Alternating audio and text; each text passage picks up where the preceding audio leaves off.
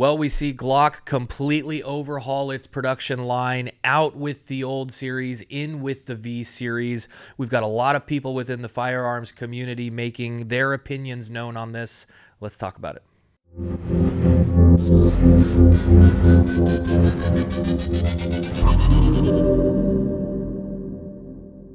Hey everybody, welcome back to the channel today, and we've got to hit it. There has been a major shakeup within the firearms community.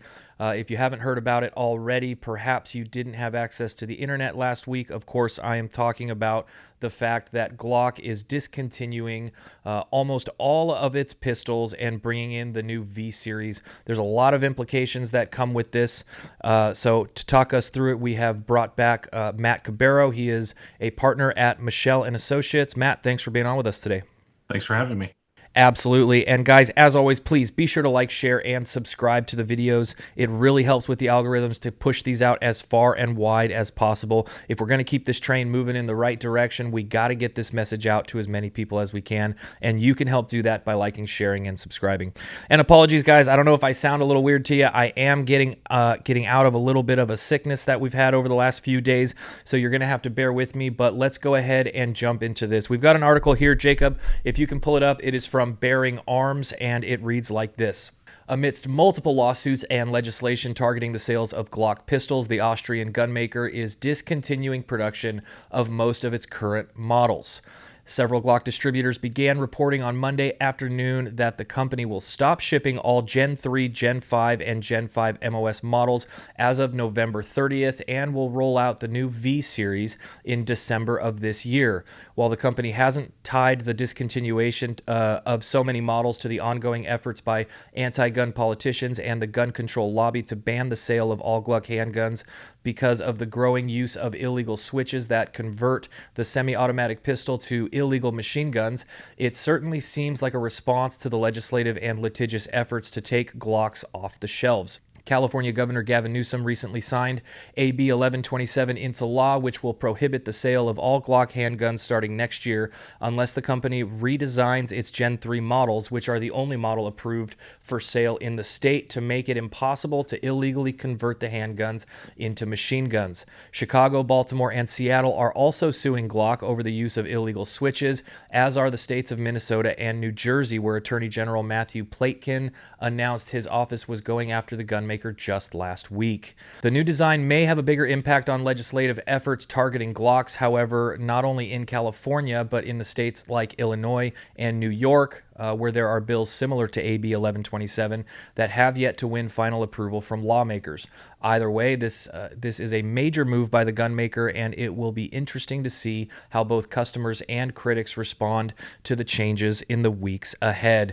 And certainly, Matt, we have seen the critics. They've come out. I've seen several YouTube videos myself on people kind of explaining where they might be thinking Glock has been coming from.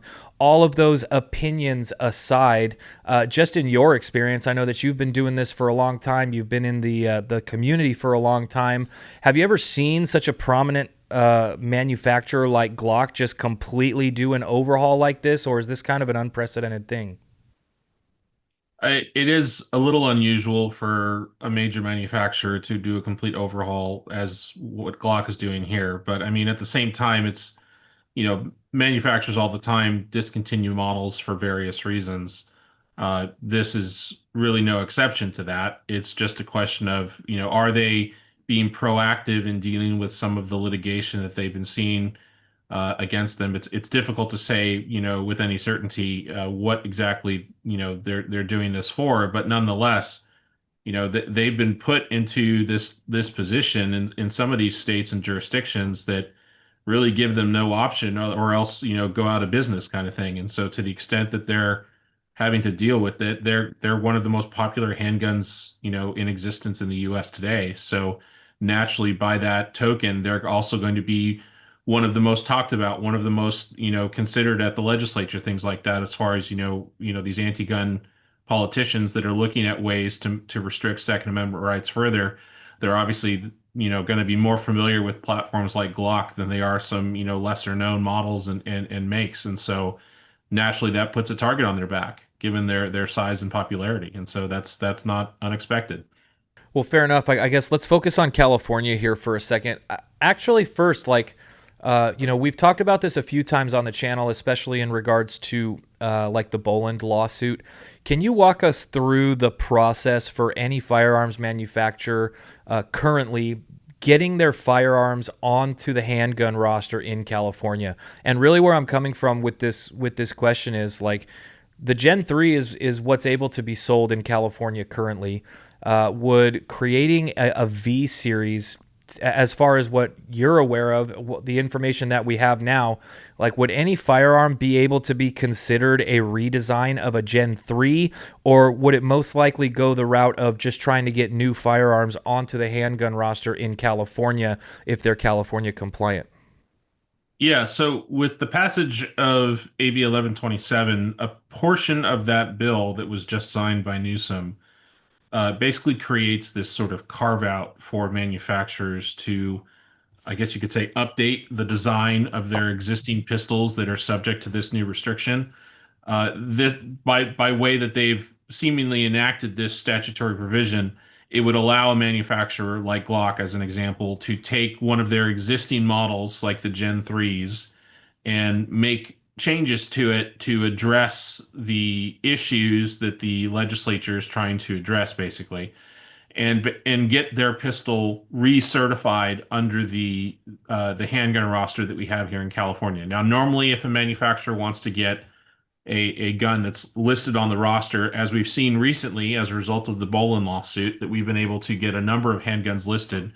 They still have to deal with certain requirements, things like magazine disconnect mechanism requirements, chamber load indicator requirements, as well as in addition to the fire test and drop test safety requirements that are all conducted by a certified laboratory, which I think there's only two that the DOJ allows to conduct these tests. And assuming that they pass all of those requirements, they submit their guns to those testing facilities. The testing facilities run the required tests, send the report to DOJ, and then DOJ will then, at that point, if it passes and checks all the boxes, so to speak, will get the gun listed on the roster.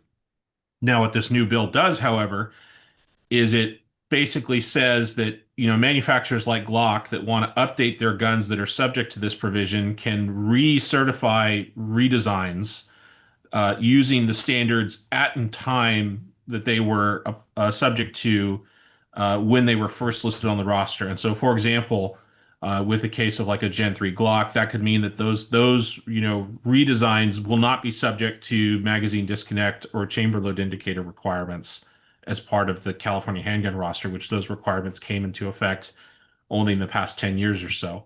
And so you could see Gen 3 Glocks getting replaced with their new Series 5 or Gen 6s or whatever it is that Glock comes up with in response to this, getting added to the roster because they're not going to be subject to some of the more onerous requirements that were added after their gun was originally listed to the roster. So potentially you could do it that way. You could also just see more firearms on the roster if they decide to comply with the newer regulations. A lot of that has yet to be seen. I'm sure that we'll have a lot more information in December when they roll it out. And then let's talk about litigation really quick here, Matt. You got the James v. Bonta lawsuit, which was NRA and FPC's direct response to Gavin Newsom signing 1127. What is this lawsuit looking like now that Glock has made this decision? Or I mean, they probably made the decision a long time ago to do this, right? But now they've come out and said publicly that they have made this decision. Does this lawsuit still bear fruit? Does it put any roadblocks up for it? What does this lawsuit look like now with this announcement? It does narrow it a little bit, but nonetheless, I think the lawsuit is still perfectly valid. I mean, one of the key things that this lawsuit, is addressing is the fact that, and it makes, it just points out the idiocy of the legislature sometimes, that what they're trying to do is they're trying to target these pistol converters that people put on, the back of their back plates on the slide and whatnot, that actually convert the gun into a fully automatic machine gun. Those pistol converters in and of themselves are unlawful to possess in the state of California already, as they are under federal law as basically machine guns. And so for them to say we're going to make it even more illegal now is basically what they're doing. And so, for them to say that this is a necessary step to combat this type of issue, it really is nonsensical. And so what this lawsuit, though, in addition to that, is really focusing on is this commercial sales aspect, where you're basically saying, you can still possess these pistols if you already have them, you just can't sell them. And so it's like, what is it specifically that you guys are trying to do, as a legislature kind of thing. And so all they're doing is they're putting up more roadblocks for people to be able to exercise their Second Amendment rights, which will have no impact whatsoever on public safety, because the things that they're trying to address are already 100% illegal, not only in the state of California, but federally nonetheless. Well, I was kind of going to ask, from what you're talking about, if the lawsuit is attacking this aspect of being able to buy and sell them, is the logical conclusion of a victory in that lawsuit just having to do with the sales and transfer, or does it also have to do with Glock being able to import them onto the roster? Well, I think from a Second Amendment standpoint, it's like if you're saying something's legal to possess as a Second Amendment right, meaning you can still possess these guns under the Second Amendment because they're in common use, for example, the state has a very high, difficult burden to meet to show that it can then somehow restrict their sale, as if that's somehow not still a violation of the Second Amendment. Because if what you're saying is that yes, it's protected by the Second Amendment, then that's it. It's protected by the Second Amendment. And so if it's protected by the Second Amendment, you can't just ban it arbitrarily from a sales perspective, but still allow people to possess it. And so I think that's really what the key nature of this lawsuit is probably going to focus on more than anything else, is that you basically have a state saying, yeah, we're not going to say it's unlawful in and of itself to possess, because they're not. We're just going to say you can't sell it. And it's like, well, if you're able to possess it, you should still be able to sell it without subject to very limited exceptions, which is what this law does. So certainly still some fruit to bear there. We talked with Chuck last week about it just a little bit, and he's talking about amicus's being written, support being there. So that certainly is something that we're going to be doing. We're going to be keeping an eye on it. Matt, I appreciate you coming on and sharing with us. I know that you're a busy guy. Looking forward to the next one. Thanks for coming on. Thanks for having me. Absolutely. And one more time, guys, do all the things, please. Be sure to like, share, and subscribe to the videos. It really helps get this info out there. We've got a lot to look forward to as far as litigation, and I'm sure we'll have more to look forward to as far as legislation going into next year, with Gavin Newsom pushing his presidential campaign forward as we continue to see him do. We have got to take control of our legislature. We have an opportunity to send a message to Sacramento next week.